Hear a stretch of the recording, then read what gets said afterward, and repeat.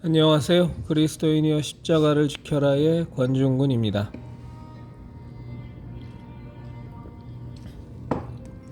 평안하십니까? 예수님의 평안이 여러분과 여러분의 가족분들에게 또 저와 저희 가족에게 온전히 임하기를 진심으로 바랍니다. 마태복음 22장 나누도록 하겠습니다. 오늘부터는 제가 며칠 전에 킹제임스 성경을 좀 선물을 받아서 기존의 성경도 여러 권 갖고 있어서 보고는 싶었는데 또 사기도 그렇고 또 기존의 성경에 저는 큰 문제가 있다고 생각은 안 하기 때문에 굳이 또 몇만 원 들여서 사야 되나 했었는데 하나님께서 제 고민을 들어주셨는지 아니면 제가 킹제임스 성경을 읽기를 원하셨는지 하여간 어떤 분을 통해서 감사하게도 선물을 받았어요. 그래서 오늘부터는 킹제임스 성경으로 말씀을 읽도록 하겠습니다. 마태복음 22장입니다. 예수님께서 응답하여 다시 비유들로 그들에게 말씀하여 이르시되 하늘의 왕국은 마치 자기 아들을 위해 혼인잔치를 베푼 어떤 왕과 같으니라. 그가 자기 종들을 보내어 결혼식에 초대받은 자들을 불렀으나 이미 초대받은 자들을 다시 부른 겁니다. 그들이 오려하지 아니하매 그가 다시 다른 종들을 보내며 이르되 초대받은 자들에게 알리기를 보라 내가 내 오찬을 예비하되 내 소와 살찐 짐승을 잡고 모든 것을 준비하였으니 혼인잔치에 오라 하라 하였으나 그들이 그것을 가볍게 여기고 자기들의 길로 가되 하나는 자기 농장으로 가고 다른 하나는 장사하러 가며 남은 자들은 그의 종들을 붙잡아 모욕을 주고 죽이니라. 그러나 왕이 그것을 듣고 노하여 자기 군대들을 보내 그 살인자들을 멸하고 그들의 도시를 태우고는 그때 자기 종들에게 이르되 결혼식은 준비되어 있으나 초대받은 자들이 합당하지 아니하니 오지를 않으니까는요. 그러므로 너희는 큰 길로 가서 만나는 자들을 다 혼인잔치에 초대하라 하매 이에 그 종들이 큰 길로 나가 나쁜 자든 좋은 자든 만나는 자들을 모두 다 함께 모으니 결혼식에 손님들이 가득하더라. 왕이 손님들을 보러 들어올 때에 거기서 결혼식 예복을 입지 않은 한 사람을 보고 그에게 이르되 친구여 어찌 네가 결혼식 예복을 입지 않고 여기 들어왔느냐 하니 그가 아무 말도 못하므로 그때 왕이 종들에게 이르되 그의 손발을 묶고 그를 데려다가 바깥 어둠 속으로 내쫓으라. 거기서 슬피 울며 이를 갈미 있으리라 하니라. 부름받은 자들은 많으나 선정된 자들은 적으니라 하시니라. 그때 바리새인들이 가서 어떻게 자기들이 그분의 말씀으로 올무에 얽어맬까 의논한뒤 바리새인들의 질문이 목적이 올무에 얽어매는 겁니다. 그러니까 예수님이 메시아인지에 대해서 그것을 알고자 하는 것이 아니고요. 그저 예수님을 말의 올무에 엮어갖고 얽어매서 예수님을 메시아가 안 되게 만들어야 하는 겁니다. 이 사람들의 목적은요. 자기 제자들을 헤롯 당원들과 함께 그분께 보내어 이르되 선생님이여 우리가 알기에 선생님은 진실하시고 진리 안에서 하나님의 길을 가르치시며 아무도 꺼리지 아니하시니 선생님은 사람들을 외모로 판단하지 아니하시나이다. 그러므로 선생님은 어떻게 생각하시나이까? 우리에게 말씀해 주소서. 카이사르에게 공세를 바치는 것이 율법에 맞나이까 맞지 않나이까 하였으나 예수님께서 그들의 사악함을 아시고 이르시되 그들의 사악함을 아시고 이르시되 그 말이 지금 질문 자체가 지금 순수하지 않습니다. 이놈들은요. 오로지 예수님을 올무에 얽어매려고 하는 거죠.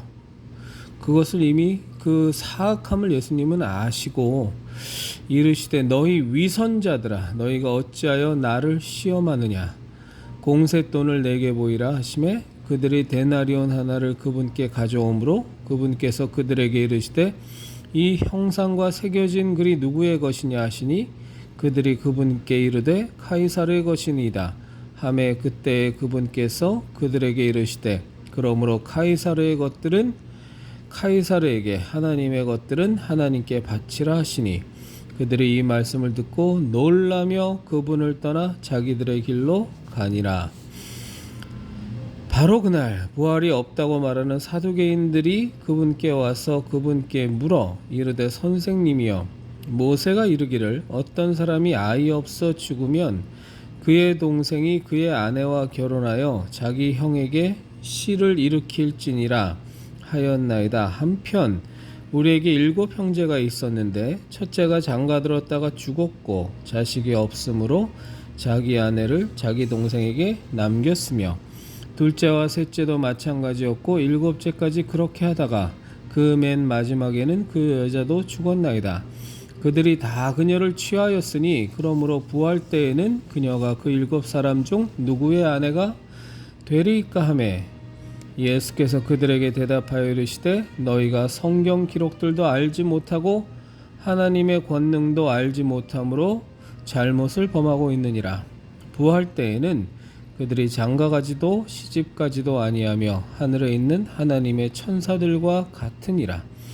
그러나 죽은 자들의 부활에 관하여는 하나님께서 너에게 말씀하신 것을 너희가 읽어본 적이 없느냐? 이르시되 나는 아브라함의 하나님, 이삭의 하나님, 야곱의 하나님이시니라 하셨으니 하나님은 죽은 자들의 하나님이 아니요 살아있는 자들의 하나님이시니라 하시매 우리가 이것을 듣고 그분의 교리에 깜짝 놀라니라. 이 사두개인들이 지금 이 7 형제의 형사취수라고 그러잖아요. 형이 죽으면 동생이 그 형수를 취해서 그 씨를 보존하는 이제 7형제를 놓고서 다 그 형수를 취했다가 그리고 다 죽고 나서 부활이라는 게 있다면 하늘나라에 가서 누구의 아내가 됩니까?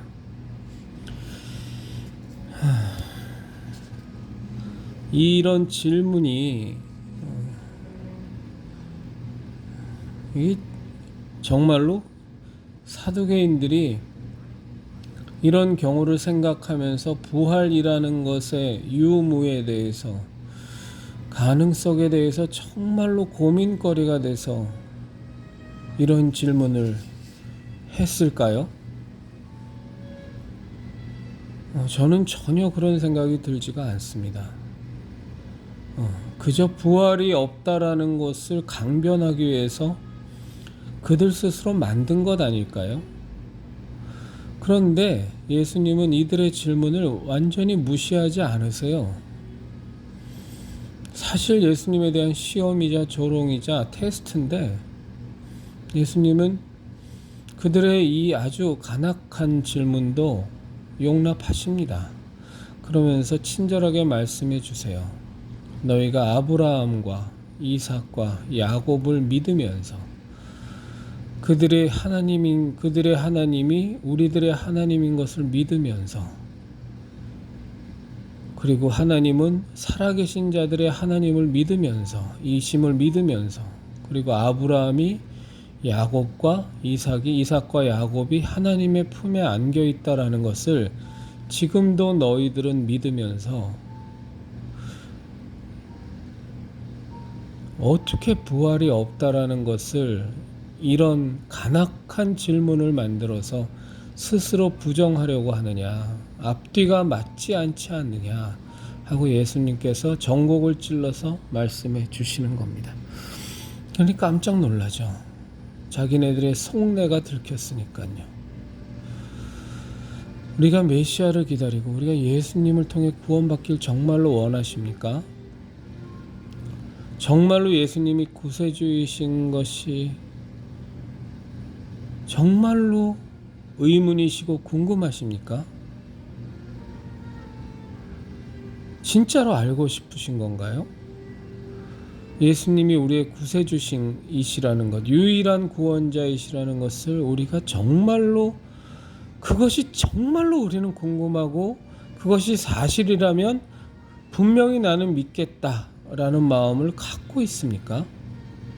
저는요, 이 세상에서 예수님을 욕하고 하나님을 욕하고 우리들의 신앙을 욕하는 사람들 가운데 99.9%는 아예 관심조차도 없으면서 그저 비난하고 그저 욕하기 위해서 그 목적을 갖고 의문이 있는 것처럼, 궁금함이 있는 것처럼 말하고 있다고 저는 생각합니다.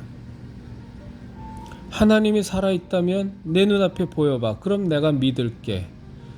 너무나 많이 듣는 말이고, 우리가 전도할 때 너무 많이 듣는 말이고, 참 지겹도록 들은 말이지만 정말로 하나님이 살아계신가라는 것이 그들이 궁금하다고 생각하십니까? 대부분의 경우는 그렇지 않습니다. 아예 관심 없습니다. 아예요. 다만 전도하는 이들이 눈꼴이 쉬고 그들이 하는 말을 받아들이기 싫고 본인은 알지 못한 새 영적으로 어둠 가운데 있으니까 진리를 갖고 빛을 갖고 오는 자들이 내치고 싶어서 그저 하는 말에 불과합니다.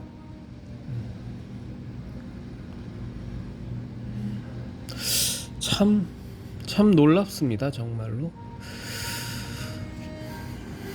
34절입니다. 그러나 그분께서 사두개인들의 말문을 막으셨다는 것을 바리새인들이 듣고 함께 모였는데, 그때 그들 중에 한 사람이 율법사가 그분을 시험하여 그분께 질문하여 이르되, 선생님이여, 율법에서 큰 명령이 무엇이니까 하매, 예수님께서 그에게 이르시되, 너는 내 마음을 다하고 혼을 다하고 생각을 다하여 주 내 하나님을 사랑하라.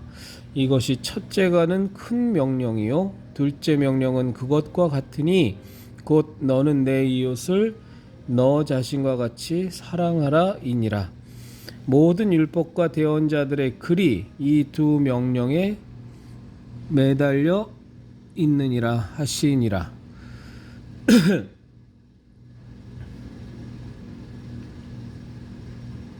동일한 내용을 나눠보고 싶어요.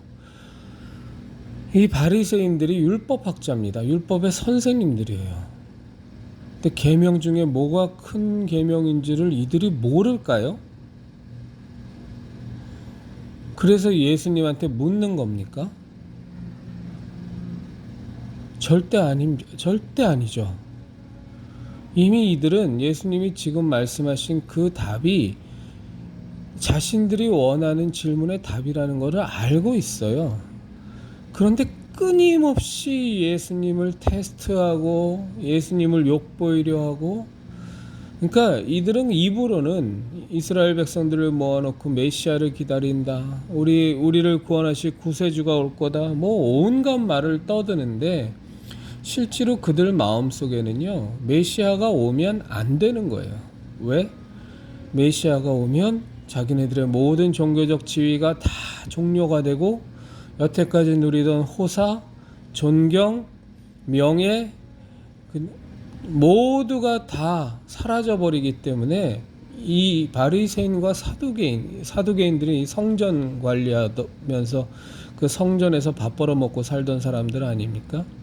이 사람들은요, 정말로 성전이신 예수 그리스도, 메시아이신 예수 그리스도, 구세주가, 그리고 성전의 완성이 이 땅에 오면 안 되는 겁니다. 그런데 와버린 거예요, 예수님이. 그러니까 이들은 무조건적으로 예수님을 부정해야 되고 예수님의 메시아 되심을 망가뜨려야 되고, 할 수만 있다면 예수님을 사기꾼으로 몰고 가서 절대로 그 사람이 메시아가 아니라는 것을 이스라엘 백성들에게 각인시켜야 돼요. 모든 노력들이 지금 다 그것에 집중되어 있습니다. 그러니까 예수님이 얼마나 이들의 외식함과 가식함에 대해서 안타까워하시는지 몰라요. 아이고.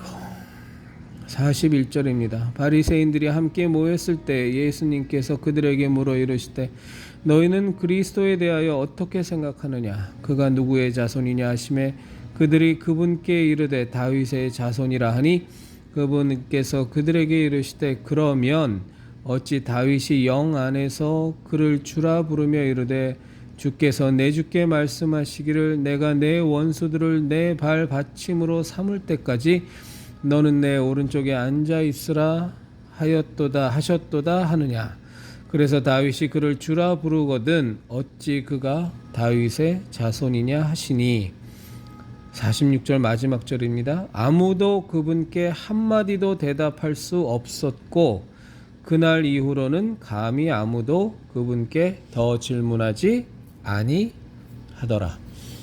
이게 거의 이제 마지막 예수님을 시험하고 예수님을 떠보기 위한 말의 올무에 얽어매기 위한 바리새인과 사두개인들의 거의 마지막입니다. 이제 23장 넘어가니까 그 이전에도 계속 예수님이 이제 그 십자가에 달리실 것을 말씀하셨잖아요. 그래서 이제는 이들이 더 이상 얘기하지 않는 겁니다. 더 질문하지 아니하더라. 왜? 이제 끝난 거예요. 예수님한테 더 질문해 봤자 그들이 확인할 수 있는 건 예수님이 메시아라는 구세주라는 확인밖에는 할 것이 더 없습니다. 그러니까 아예 이제는 질문을 마치는 겁니다. 그동안 예수님이 메시아 되심을 부정하기 위해서, 예수님의 구세주 되심을 부정하기 위해서, 그리고 예수님이 전도하시고 예수님이 선포하시는 모든 것들이 잘못됐다라는 것을 얽어매려고 굉장히 이렇게 저렇게 간악한 시도들을 했는데 이제 오늘의 질의 응답으로 사두개인과 바리새인들은 끝내는 겁니다. 더 이상 얘기해봤자 우리가 얻을 것이 없다. 결론은 죽여야 된다. 메시아임에 틀림이 없다. 그런데 메시아가 되면 안 된다. 구세주임에 틀림없는 것 같다. 그런데 저 사람이 구세주이면 안 된다. 왜? 우리들의 모든 기득권이 다 사라지니까. 그래서 우리는 죽여버려야 된다. 그러니까 우리는 더 이상 우리 마음의 찜찜함을 때문에라도, 우리 마음의 어떤 당혹감 때문에라도 저 사람이 메시아임을, 구세주임을 더 입증할 이유가 없다. 그저 막연한 마음 갖고 죽여버리자. 이렇게 되어버리는 겁니다. 그리스도인 여러분, 십자가를 지켜야 됩니다. 세상은요, 예수님을, 구세주를 받아들이려고 하는 마음이 우리들의 기대보다 너무나 없습니다. 하나님은 정말로 우리들을 예수님을 십자가에 못 박아 죽이시면서까지 구원하시고자 당신이 모든 것을 다해서 사랑하시는데, 우리들의 모습은, 우리 인간들의 모습은 알면 알수록 더 사악하고 더 위선적이고 더 가식적입니다. 그리스도인 여러분, 우리 십자가를 지키십시다.